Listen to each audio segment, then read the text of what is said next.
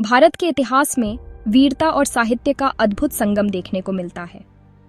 एक ऐसा राजा जिसने सिर्फ युद्ध कौशल में ही नहीं बल्कि साहित्य और काव्य के इतिहास में भी अपनी छाप छोड़ी, वह है पृथ्वीराज चौहान। आज हम जानेंगे कि कैसे पृथ्वीराज का व्यक्तित्व और पराक्रम संस्कृत और हिंदी साहित्य में अमर हो गया।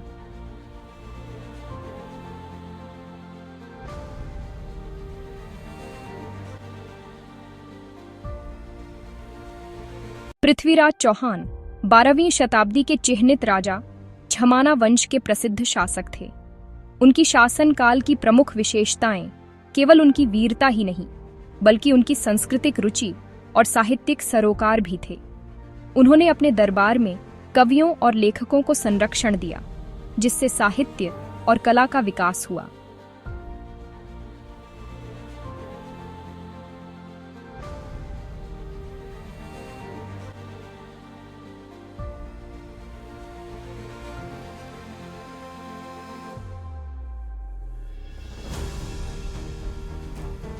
पृथ्वीराज चौहान की वीरता का पहला साहित्यिक प्रमाण है पृथ्वीराज विजय, जो संस्कृत में लिखा गया था।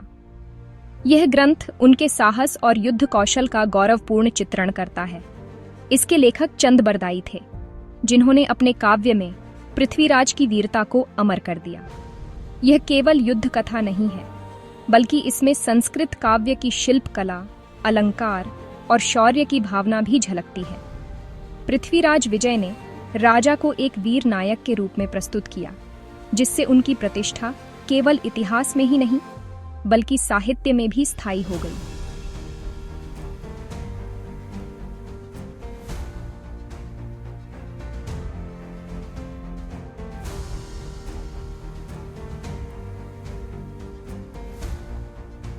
अब आते हैं हिंदी साहित्य की ओर।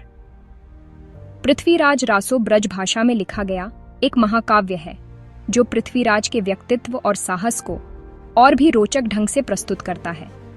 इस ग्रंथ के माध्यम से पृथ्वीराज केवल एक राजा नहीं बल्कि एक साहित्यिक नायक के रूप में उभरते हैं। रासों में वीरता, प्रेम, रणनीति और राजनीति का अनुपम मिश्रण देखने को मिलता है। यह महाकाव्य विशेष रूप से लोकप्रिय हुआ क्योंकि यह आम जनता की भाषा में था और ब्रज भाषा ने इसे जन जन तक पहुंचाया। यही वजह है कि पृथ्वीराज की वीरता का प्रभाव हिंदी साहित्य में भी गहरा रहा।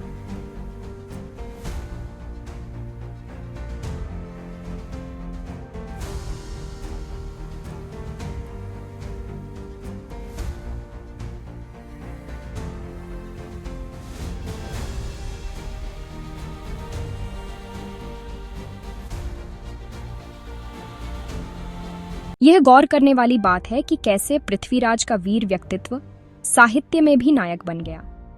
संस्कृत और ब्रज भाषा के इन ग्रंथों ने उन्हें सिर्फ ऐतिहासिक राजा नहीं बल्कि साहित्यिक और सांस्कृतिक प्रतीक बना दिया।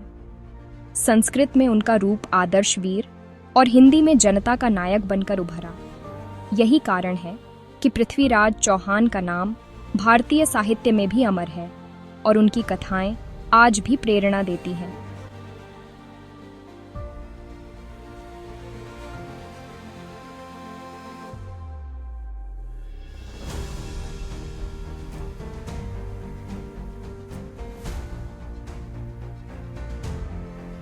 तो दोस्तों, पृथ्वीराज चौहान केवल एक शूरवीर राजा नहीं थे बल्कि एक साहित्यिक नायक भी थे। उनका जीवन यह सिखाता है कि वीरता और कला, युद्ध और साहित्य, इतिहास और कहानी, ये सब मिलकर एक अमर छवि बनाते हैं। आज जब हम उनके ग्रंथ पृथ्वीराज विजय और पृथ्वीराज रासो पढ़ते हैं तो सिर्फ इतिहास नहीं बल्कि उस समय की संस्कृति, भाषा और साहित्यिक रुचि भी हमारे सामने जीवंत हो उठती है। पृथ्वीराज का योगदान हमें यह याद दिलाता है कि महान नायक केवल तलवार से नहीं बल्कि शब्दों और कला से भी अमर बन सकते हैं। अगर आपको यह कहानी और वीडियो पसंद आया तो लाइक और सब्सक्राइब जरूर करें। इतिहास के ऐसे ही अनछुए पहलुओं को जानने के लिए जुड़े रहिए हमारे साथ। धन्यवाद।